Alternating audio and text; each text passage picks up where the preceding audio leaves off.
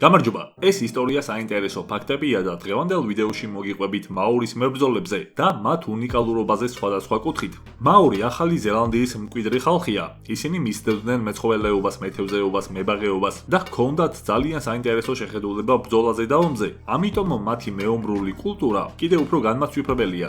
ამას ემატება ისიც, რომ მაორის ხალხი ხანგრძლივი დროის განმავლობაში გარე სამყაროსგან იზოლირებული იყო. ამიტომ მათი ყოფა-ცხოვრება კიდევ უფრო ეგზოტიკურად განვითარდა.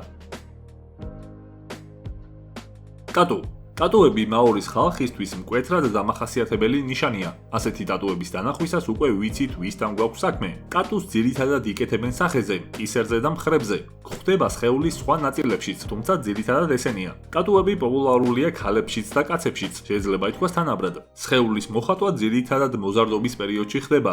თითოეული ტატუს დიზაინი უნიკალურია, თუმცა ძირითადად ყველა სპირალს წააგავს. თითოეული ხაზი კი მეომრის ვაჟკაცობას და სიძლიერეს უსვამს ხაზს. ტატუებს ახატავენ სპეციალური ძვლებისგან დამზადებული ხელსაწყოთი, რომელიც ამოვლებულია მელანის, ნაცრისა და ცხიმის რაღაც ერთობლიობაში. ასეთი ინსტრუმენტით სახეზე ტატუს გაკეთება არ ამგონია სასიამოვნო პროცესი იყოს, თუმცა ზოგადად მაორის სტილის ტატუები ძალიან გავრცელებულია მთელ მსოფლიოში, თუნდაც ჰოლივუდის ბევრ ვარსკვლავს აქვს ასეთი ნახატი. საბრძოლო ცეკვა ჰაკა. ადრეულ პერიოდში ეს საბრძოლო ცეკვა მართლაც ბრძოლის პერიოდში გამოიყენებოდა თვითშეფასების მოტივაციის მტრის დაშინების, საკუთარი თავის რწმენის ასამაღლებლად და კიდევ სხვა მსგავსი მრავალი მიზეზის გამო. თუმცა ეს ყველაფერი ბრძოლიდან შეიძლება ითქვას სპორტში გადავიდა და ჰაკას სახელით გახდა ცნობილი. ეს საბრძოლო განწყობის ამაღლება, ისეთ სპორტში როგორიცაა რაგბი, ძალიან მნიშვნელოვანია და მამაპაპისეულ ტრადიციას მშვენივრად იყენებენ. ამაზე კი მსოფლიოში მათი გუნდის პირველობაც მეტყველებს. მაორის იარაღები. საინტერესოა, რომ მაორის ხალხმა არ იცოდა რკინის დამუშავება, თუმცა ამას ხელი არ შეუშლია მათთვის ბრუტალური იარაღი რომ დაემზადებინათ. მათი მთავარი ხმლები იყო დაახლოებით 12-დან 42 სანტიმეტრამდე, ცრემლის ფორმის, დამზადებული ძვლის ან ქვისგან. ასევე მნიშვნელობა ჰქონდა იარაღის ვიზუალს, რაც უფრო ლამაზი, დეკორატიული და მიმზიდველი იქნებოდა, ეს კიდევ უფრო პრესტიჟულს ხდიდა. ასეთ ახლო მანძილზე საბრძოლო ხმლის გამოყენებას თავისი სტრატეგიები ჰქონდა. მოწინააღმდეგეს ძირითადად მხარზე ურტყამდნენ, ლავიწის ძვალი რომ ეხათ. შემდეგ კი თავზე შეტევა და გამარჯვება გაცილებით მარტივი ხდებოდა. ასევე ვარჯიშობდნენ სპეციალურ დარტყმებზე საფეთქლის არეალში. აქ თავის ქალის ცვლები იკვრება და ყველაზე სუსტია ხოლმე. ამიტომ შეიძლება ითქვას, ამაში დახელოვნება მათი პრიორიტეტი იყო. ორჯერ დამარხვა. მაორის ხალხს მიცვალებულის დამარხვის ძალიან უცნაური მეთოდი ჰქონდათ. მაორის კულტურაში ადრეულ პერიოდში გარდაცვლილ ადამიანს მარხავდნენ ორჯერ. სიკვდილის შემდეგ ადამიანის სხეულს წმენდნენ და ტანსაცმლით მოსავდნენ. წარსულში ამ ყველაფერს ნათესავი ქალი აკეთებდა. ტანგიჰანგა მაორების რიტუალია, რომელიც გლოვას უკავშირდება და რამდენიმე დღე გრძელდება. მეგობრები და ოჯახის წევრები მთელი რიტუალის განმავლობაში გარდაცვლილთან რჩებოდნენ, რომელიც მიჰყავდათ ღია ცის ქვეშ, სპეციალურ ადგილას, სახელწოდებით მარაი. ორკვირიანი გლოვის შემდეგ სხეულს ნაჭრებში ახვევდნენ და მარხავდნენ გამოგვაბულში, ხეში ან მიწაში. 1 წლის შემდეგ ახდენდნენ გვამის ექსჰუმირებას და ამზადებდნენ მეორედ გლოვისთვის. ცერემონიის შემდეგ ძვლებს ისევ მარხავდნენ. მათ შეეროდათ, რომ გარდაცვლილთა სულები ამის შემდეგ მათ საბოლოო საცხოვრებელ ადგილას აღწევდნენ მისტიურ მიწისქვეშეთში.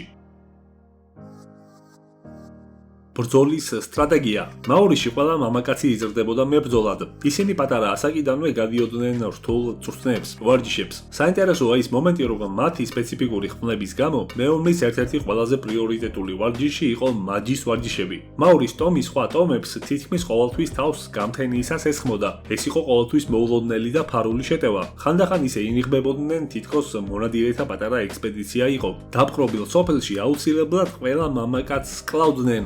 შეტევა ჩუმიდამალული იყო. გადარჩენილ მამაკაცებს აუცილებლად გაუჩნდებოდათ შურისძიების სურვილი. ამას კი თავიდან იცილებდნენ მათი მთლიანად ამოხოცვით. სოფლის ქალები კი ბრძოლაში გამარჯვების მთავარი პრიზი გახლდათ. თავები. მაორის ხალხი ადამიანის თავს განსაკუთრებულ მნიშვნელობას ანიჭებდა. ამიტომ მაორის ხალხში ვარცხნილობასაც ძალიან დიდი მნიშვნელობა ჰქონდა, თუმცა ეს არ არის ახლომთავარი. მაორის ხალხს ბრძოლის შემდეგ დამარცხებული მებრძოლების თავები შინ მიჰქონდათ, თვალებს და ტვინს აცლიდნენ, შემდეგ ხარშავდნენ ან ორთქლზე ახურებდნენ. ამის შემდეგ კი რამდენიმე დღე მზეზე ახმობდნენ, ბოლოს კი ზვიგენის კონში ამუშავებდნენ. და საინტერესოა, რა მიზეზი ჰქონდა ამ ყველაფერს. როგორც ერთ-ერთმა ექსპედიციამ აღწერა, ისინი მტრის თავებს ინახავდნენ იმიტომ, რომ შემდეგ შემდეგ მათზე დაეცინათ და დაემცირებინათ ყველაზე საშინელი ფორმებით. ამავე ექსპედიციის მიერ აღწერილია მაურის ტომის ბელადის ასეთი დიალოგი მოჭრილ თავთან, რომელიც დამარცხებული ტომის ბელადს ეკუთვნოდა. სად არის მამა შენი? მისგან კერძი მოამზადე. სად არის შენი ძმა?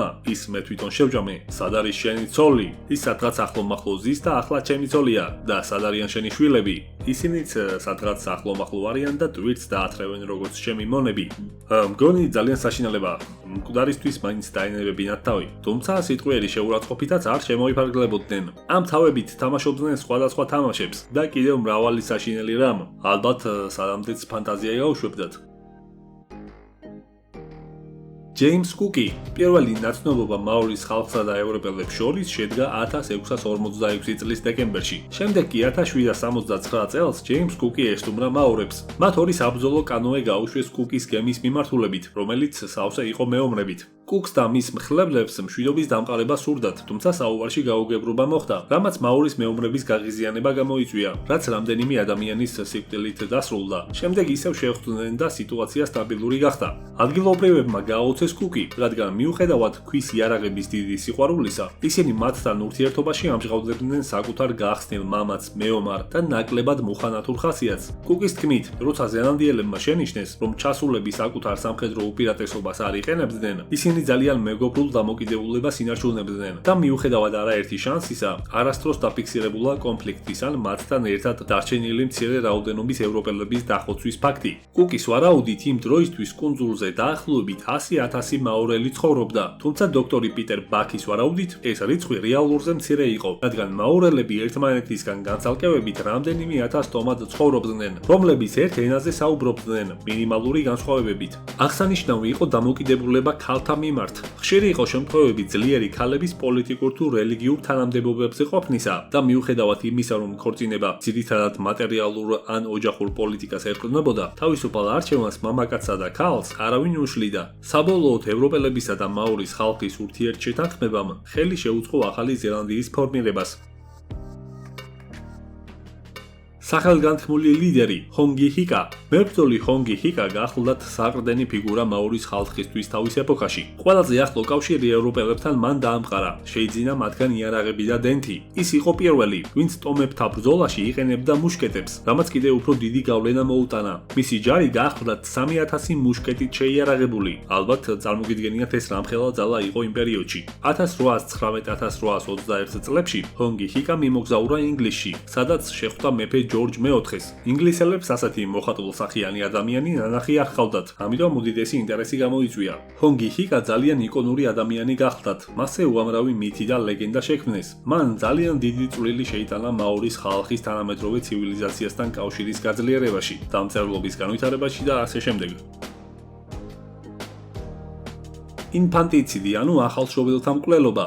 ისევე როგორც სხვა ბრძოლაზე დაფუძნებულ კულტურებში, მაურის კულტურაშიც ძალიან გავრცელებული იყო ბავშვების მკვლელობა. თუ ბავშვს საჭირო პარამეტრები არ ჰქონდა, განსაკუთრებით ამ შემთხვევაში. ზოგადად გოგონებს უფრო ხშირად კლავდნენ, რადგან ტომს ბიჭები ჭირდებოდა. როგორც ზემოთ აღვნიშნეთ, ყველა ბიჭი აუცილებლად მეომარი უნდა ყოფილიყო. მეტი მეომარი კი მეტ წარმატებას ნიშნავდა. თანაც საინტერესოა ისიც, რომ ტომში თითქმის სულ გოგონები ჭარბობდნენ რაოდენობით, რადგან გაუთავებელი ბრძოლების გამო ბიჭები უფრო ხშირად იღუპებოდნენ ხოლმე. გარდა ამისა, ნებისმიერი დეფექტი ბავშვზე ბავშვის სიკვდილით მთავრდებოდა. კანიბალიზმი.